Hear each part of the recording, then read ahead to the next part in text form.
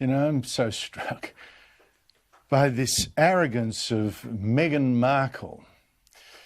It's incredible. I mean, she's an American actress. She marries a British prince. Great for the image, great career move. Not 2 years later, she and Harry then flee the royal duties, and she particularly starts to attack the system society she married into. This week, she and Harry attacked the British Commonwealth, headed by the Queen, saying it had to confront its racist past.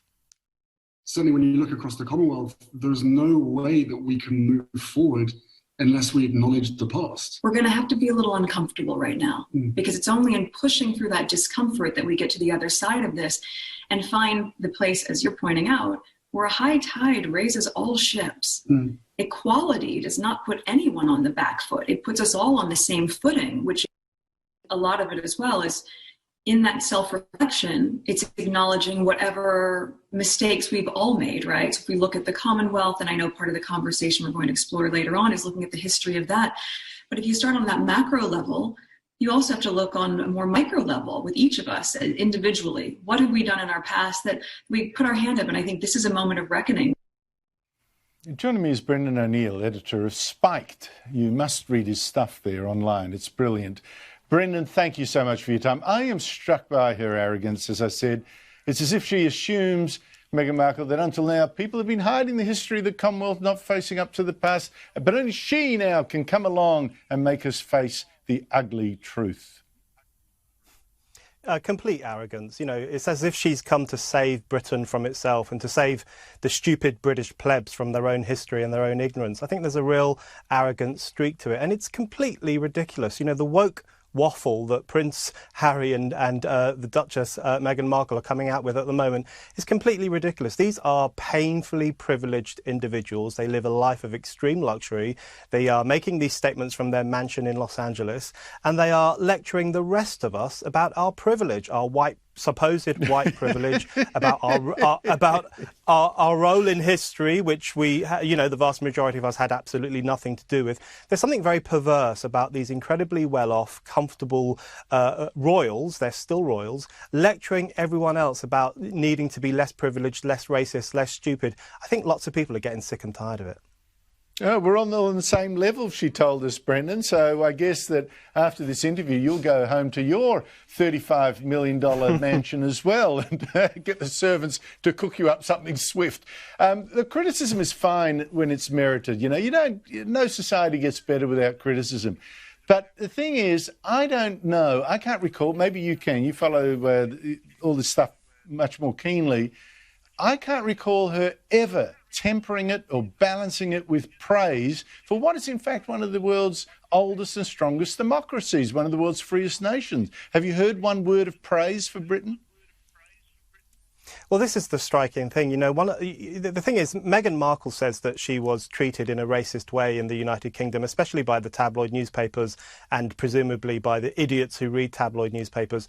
That's not true at all. You know, when she first came on the scene, people were incredibly favourable. Her wedding was watched by millions and millions of people. Ordinary Brits loved her, and they loved the fact that Harry was getting married to someone he seemed to be head over heels in love with. It was great. People only really turned against her when she started to lecture the rest of us, from Vogue magazine, from every opportunity she got. Yeah, you know, when every time she did a speech, she was telling us about our carbon footprint and the need to be eco-friendly.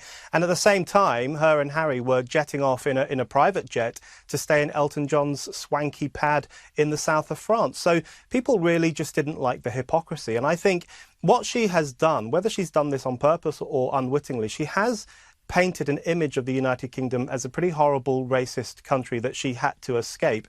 And I think that's actually unforgivable because people welcomed her, people treated her incredibly well, and it feels like she's betrayed the nation that gave her a lot. And I think a lot of people will be really find that incredibly irritating. Well, it's interesting you finished on that note. I've got a similar example for you. Now, you take Somalia. Look, to many people, that is a hellhole country. It's had warlords, it's had Islamist gangs, it's had civil war. How many refugees have fled it to countries like Australia?